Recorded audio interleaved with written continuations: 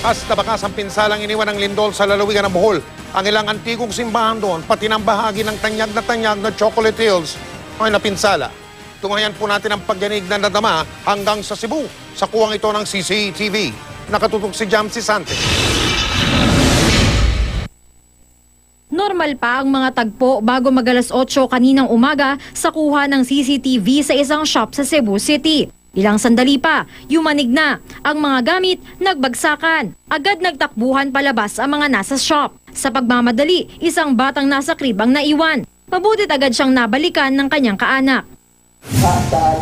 Sa barangay San Nicolas, papatapos na ang sermon sa Idil Adha prayer sa Alcaraya Mosque nang biglang yumanig. Nagtakbuhan palabas ng mosque ang mga tao. Dama ang takot at pangamba. Hanggang tumigil na ang pagyanig ng lupa. Ang delikado ining padero. Nagpapasalamat silang hindi gumuho ang tore ng moske. At ligtas ang kani-kanilang mahal sa buhay. Sa Carmen, Bohol ang sentro ng lindol, kaya ang pagyanig damang-dama sa Tagbilaran City. Agad naglabasan ng mga natarantang residente, bit-bit ang kani-kanilang mga gamit. Sa kalye, kita ang mga guho. Ang mga kapapasok lang na empleyado sa iba't ibang establishmento naipon din sa labas sa takot sa pagyanig. Pagkatapos ng magnitude 7.2 na lindol, ito na ang tumambad.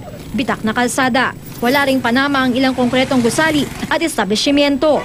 Ang bahay na ito malapit sa coastal area, bumigay at tuluyang lumubog sa tubig.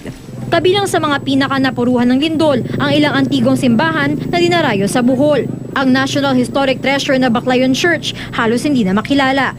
Gumuho ang bell tower sa harap nito.